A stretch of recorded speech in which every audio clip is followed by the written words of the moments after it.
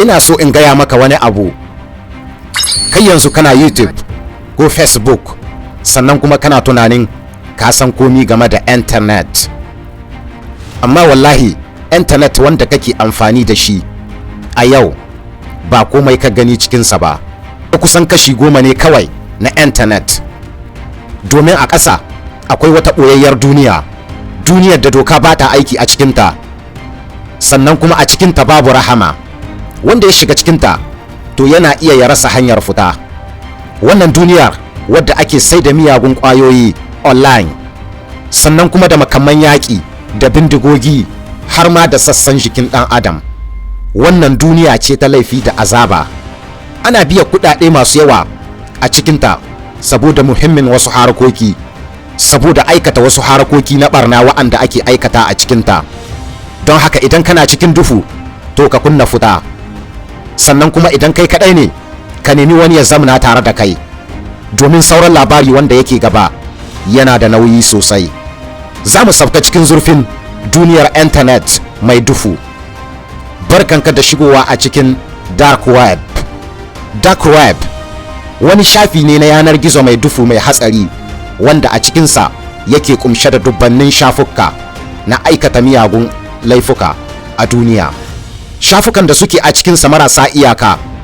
Kamfanin Google da kansa yana iya ganin abun da yake cikinsa kashi 10 ne kawai. Kuran kashi 70 suna ɓoye.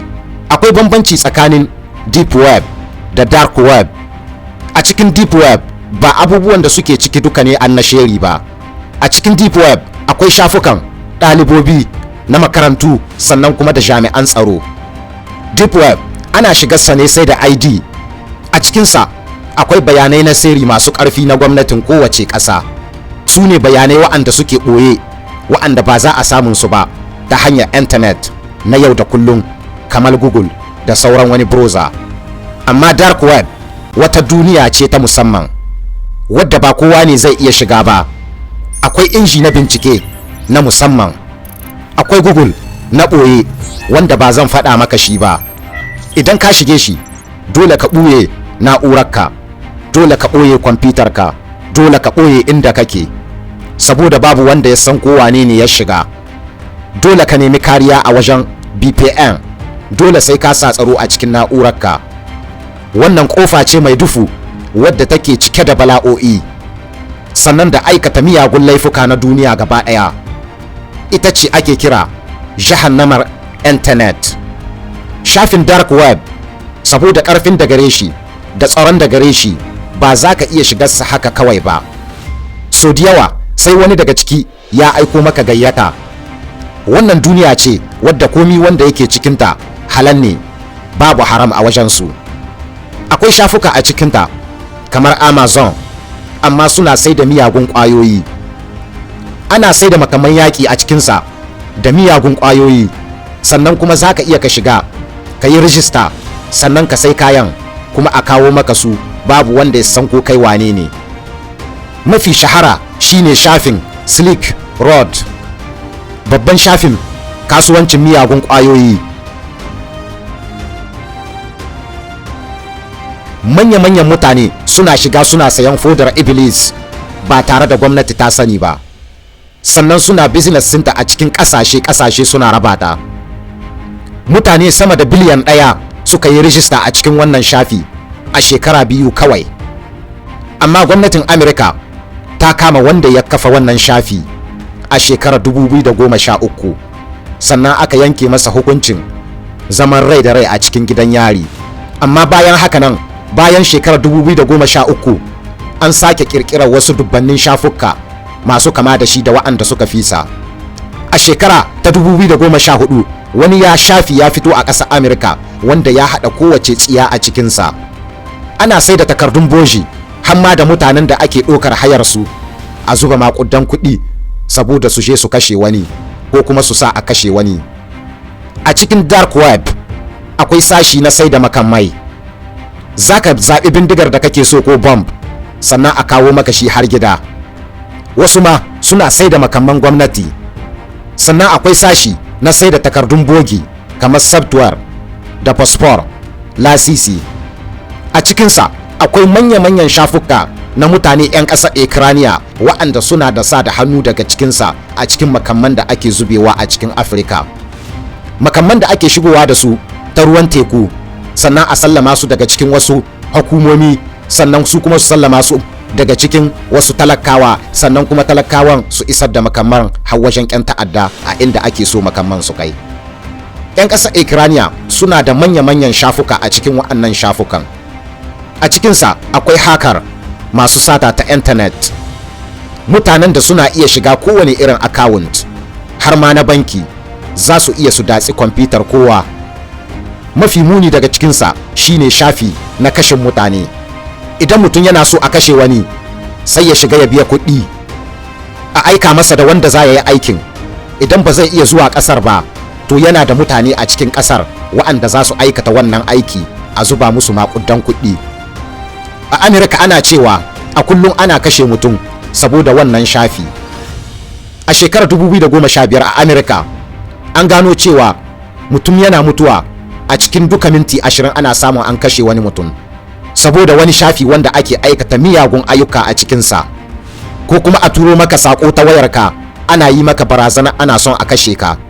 Hakan nan kuma a ciki akwai kasuwar sata wadda ake sai da kayan sata wadda ake kiranta dark market, inda ake sai da kayan sata daga cikinsa kamar laptop, kwamfutoci, sannan da manyan wayoyi iPhone, duka a cikin farashi mai rahusa wanda bai taka kara ya karya ba, wanda farashin bai huce $50 ba. Ana sai da babbar waya iPhone a $50 kawai, sannan a cire mata iCloud a $50 kawai. Akwai shafuka a cikinsa ɓoyayyu waɗanda babu wanda ya gano su har yanzu, sai dai wanda yake ciki idan ya gayyace ka. Sannan akwai shafuka na koyon laifi kamar hacking da kutsawa da ficewa cikin shinge na tsaro, da ƙungiyoyin ta'addanci su ma suna amfani da wannan shafi na dark web saboda sayan makamai da forar da manya-manyan mutanensu dubaru na yaƙi da na ta'addanci. A cikinsa akwai shafuka na sihiri, na koyar da baƙin sihiri, sannan na koyar da tsafi.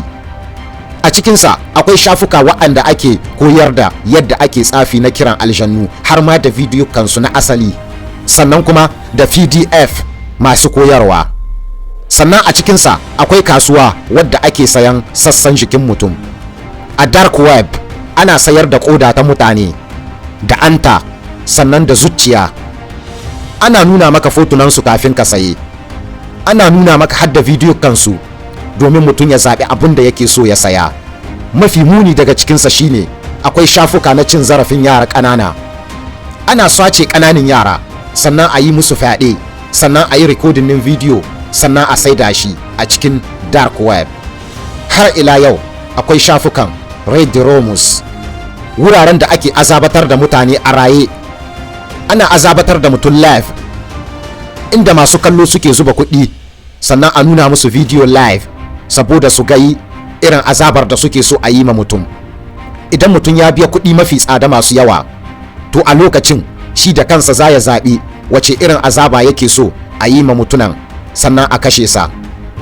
Akwai labarin wani yaro ɗan shekara 15 wanda ake kira Ahmed, wanda aka jayo sa har cikin gida aka yi masa video, ana saransa, ana saran naman jikinsa gaba ɗaya. A lokacin da aka kama waɗanda suka aikata wannan aiki, sun ba da amsar cewa an biya su kuɗi ne kusan biliyan 5 ta wannan hanya ta dark web suka aikata wannan aiki. Duniya tana cike da mugunta sosai. Dark web ba wurin wasan yaro bane ba. Wanda ya shiga cikinsa yana iya ya rasa ransa, ko kuma nan da nan a kama shi.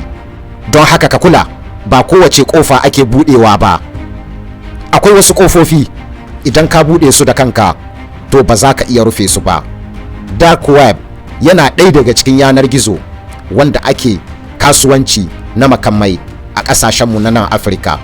Ana shigowa da makamai ta hannun wasu mutane, ana zuba musu kuɗi, su kuma su zuba ma waɗanda za su raba waɗannan makamai kuɗi zuwa ga 'yan ta'adda. Akwai sa hannun kowane mutane daga cikin azzalumai, cikin azzaluman ma'aikatan tsaro, da cikin azzaluman talakawa, da cikin azzalumai waɗanda suke safaran miyagun ƙwayoyi. Dark web wasu sun shiga a cikinsa ba su sake dawowa ba. Yanar gizo ne wanda ba a san mai shi ba, kuma an kasa rufe sa, kuma har yanzu yana aiki, kuma har gobe yana aiki. Jami'an tsaro ba za su iya rufe sa ba, saboda daga cikinsu akwai masu aikata muggan ayyuka a cikin ƙasashensu. Wannan shine ake kira Jahannamar Internet, wadda komi na cikinta ba abu ne mai kyawu ba, dark web. Idan wannan video ya maka, ka yi subscribing, sannan ka yi liking. Nasiha zuwa gare ka, ka kiyaye iyalinka, ka kiyaye iyanka, ka san inda za su je, ka san da wa suke abutta, ka san da wa suke fira, saboda duniya ta canza. Ni ne naku Ziko.